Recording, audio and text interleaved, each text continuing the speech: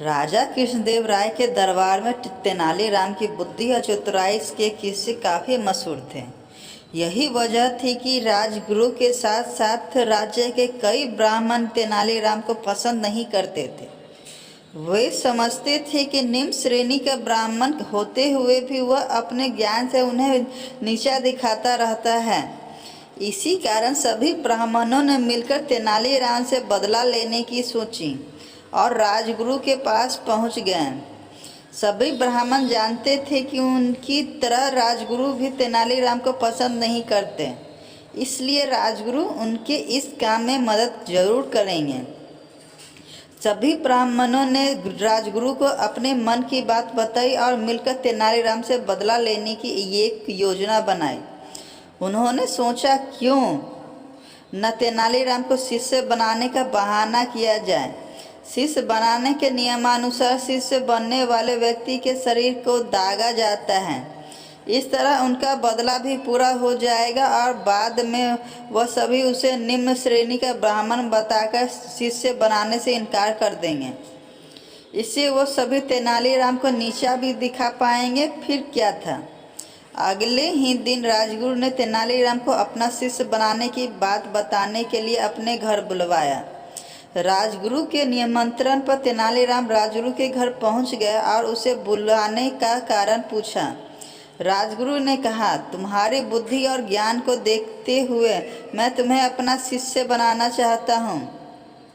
राजगुरु की यह बात सुनकर तेनालीराम को आभास हो गया कि कुछ तो गड़बड़ जरूर है।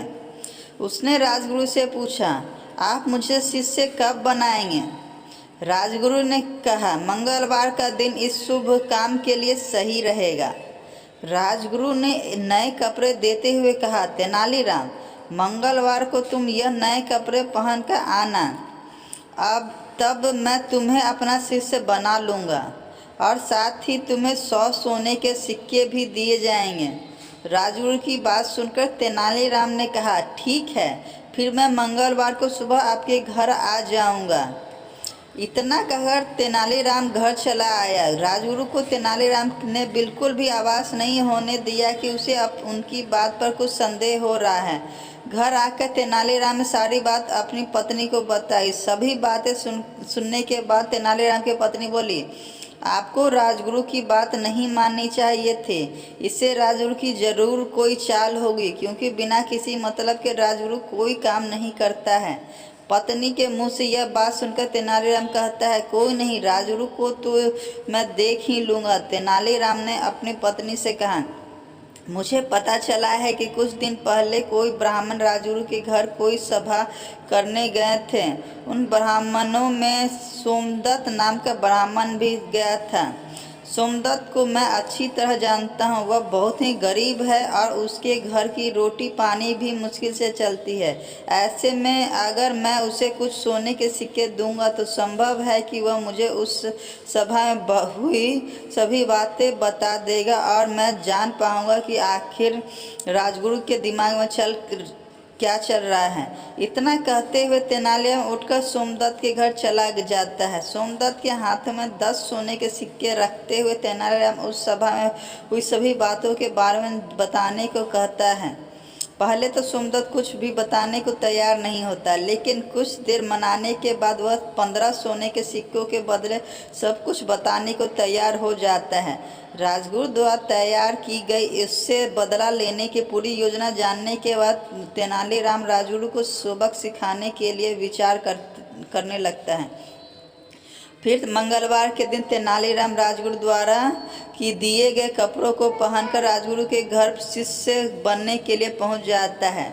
शिष्य बनाने की विधि शुरू की जाती है और राजगुरु तेनालीराम को 100 सोने के सिक्के देते हुए वेदी पर बैठने को कहता है। तेनालीराम झट से हाथ आगे बढ़ाकर सोने के सिक्के ले लेता है और शिष्य विधि को पूरा करने के लिए बैठ जाता है।